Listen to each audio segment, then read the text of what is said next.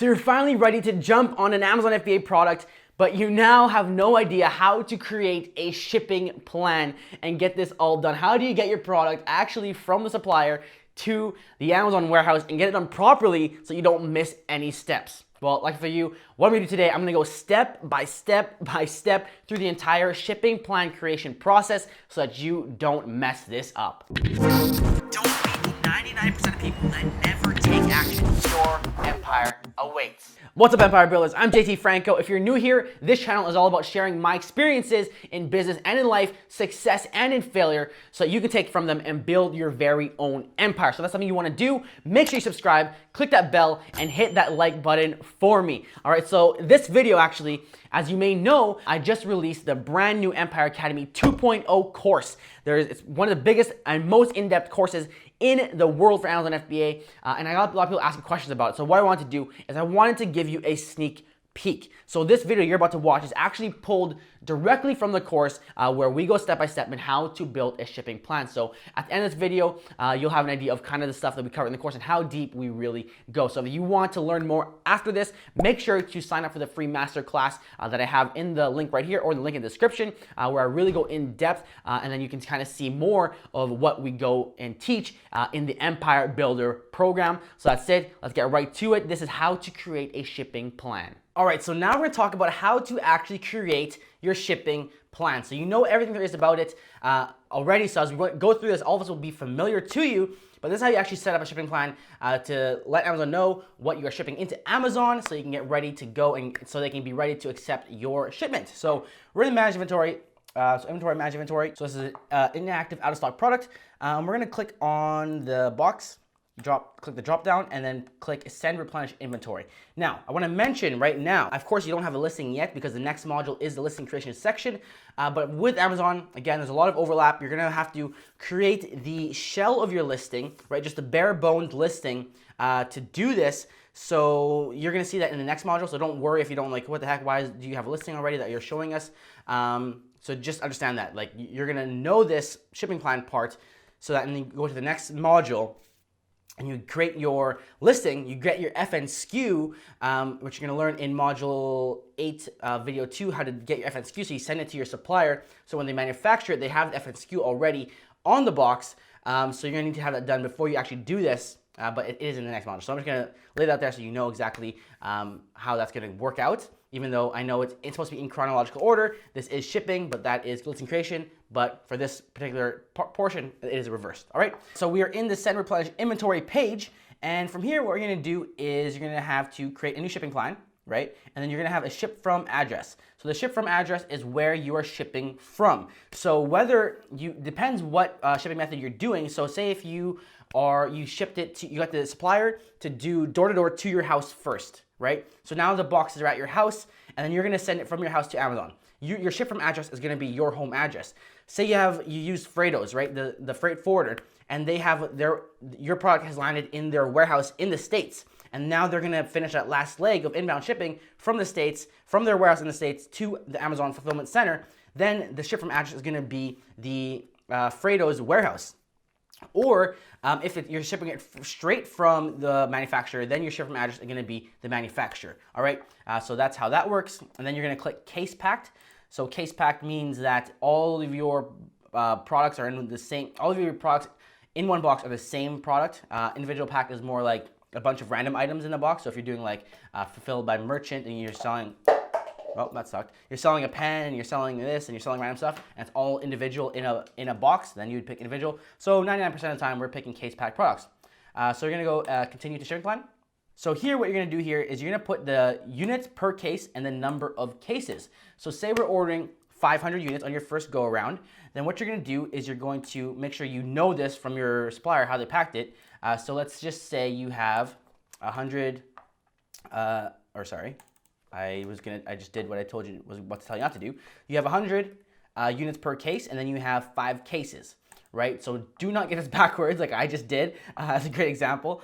So total units 500, right, because you have 5 cases and 100 in each of them. So once that's filled in, you're gonna go ahead and click continue. And then here, what they're asking is if Amazon needs to do any of the prep work. So in this case, they're not going to, because as you know by now, what we're doing as our business model is that we are getting everything done by the manufacturer and by us, so that when we send it to Amazon, it's already done. So this is like the FN SKU, and again, you're gonna understand the FN SKU part in Module 8, Video 2. But already, Amazon's asking if they need to do any preparation, like barcodes or anything like that, or extra packing. And then if they do, they're going to charge you for it. So we're gonna get that done without Amazon, because we're gonna get that done for next to nothing at the manufacturer already, because we already know the requirements and everything that they need to send it in. So we're gonna make sure that is done properly. So we are not gonna have any prep to do. So prep merchant, and then click apply all, apply to all, choose no prep needed, choose, right? And then continue. Okay, so now it's labeling products. So again, it's the same exact question. Amazon asking, do you need us to label any of the products for you? So the answer is no. So click on all products, who labels, merchant, scroll down, and then from here you can print your FN SKU. But again, we will have already printed that off and sent it to our supplier by this point, so you don't need to do that. So just go ahead and scroll down and continue. All right, so we're flying through this. Hopefully you can see how easy this actually is, right? And then here's gonna be your shipment name. So you can change this name. So we can be like, whatever, product, right? And then date. The thing about this is that sometimes you'll be creating a shipping plan for multiple products at a time. So you can really just name whatever the heck you want to name it. However, you see it organized in your head best, right? So this section is just to name it and then review it. So you have the ship from, you have the packaging type, case packed, you have the contents, one SKU only, right?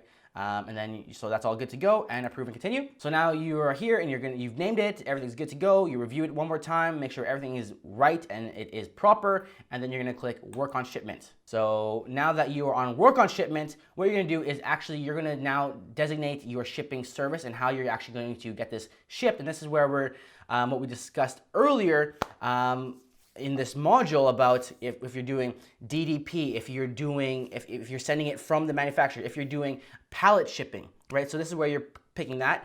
So if you're doing, most of the time, you're gonna pick small parcel delivery. So whether you got this box sent to your home and then you're gonna send it to Amazon, or if you got the boxes sent to your supplier, or sorry, you got your boxes sent to your freight forwarder, Freightos, right? And then you're going to have ground shipping with Amazon's partnered carrier, UPS or FedEx, which you always want to use if you're doing ground shipping, because it is, again, as we explained, deeply discounted rates. Then you're going to be using small parcel delivery. When you're going to use your own is when you're doing DDP directly from the manufacturer directly to Amazon's door. So you're doing DDP D2D. That's when you're using other carrier, right? So that's when you click that. And then you have your options here. So this is what you would work out with your supplier, what you're gonna go through there. And then if you're going to do pallet, less than truckload, then you're gonna go LTL. But for the most part, I know we're pretty much not gonna be using that right off the bat, because that is when you're doing huge shipments, as we explained in the pallet shipping video. So 99% of the time, it's small parcel delivery, and then you're gonna choose which Amazon partner carrier you wanna use. It doesn't really matter, but I'll show you in a second how it could matter, but I'll show you that in a few more steps. So you pick small parcel delivery, UPS or FedEx, pick whatever one you want to choose. And then how will it be packed? Multiple boxes, right? That's what you choose, multiple boxes, and then use web form. And then from here, you're doing pretty much the same thing you did last time, which is the boxes. So they're gonna confirm with you what are the configuration, and then they're gonna need to put in the weight and the dimensions of the box. So units per box configuration, what did we say? It was 100. Number of boxes was 5. Total quantity 500. And make sure you're asking the manufacturer or supplier these questions to know exactly what the dimensions are and the weight is of the product, right? So let's say the box is, so per box, let's say it is 15 pounds per box, right? And the boxes are 12 inches by 12 inches by 12 inches. Make sure you know this, because this is in pounds, this is in inches. So make sure whatever they give you, if they give you in kilos and they give you in centimeters, you're converting that to make sure you get this put in correct, right? So that is done. You're gonna go ahead and press confirm. And now what's gonna happen is you're gonna have shipping charges. So you can actually see how much, an estimate of how much you're gonna pay for this, right? So number of boxes 5, shipping weight 75 pounds, and you press calculate. And what's gonna happen is you're gonna estimate your calculate your shipping costs. So you see it's $28.94, right? So $28.94 is what you're gonna pay. Now, here's what's cool about this is that I told you we can see what's better, UPS or FedEx. You can actually go scroll back up. So we're gonna click FedEx now and scroll back down and just confirm the dimensions again. So $28.94, remember that. So now we're gonna calculate again with the other carrier and see what the difference is. So there you go. You see right there, $25.06. So just by clicking FedEx, we saved like $4, right? $4 or $5. So this, and that's not to say FedEx is always cheaper. It just depends on where you are. So where the shipment is going and where the shipment is coming from, sometimes it just will fluctuate depending on the carrier, how far it is, whatever it may be. So I would always suggest change that, at least, you know, just do that little change of UPS to FedEx to see if the charges are different, right?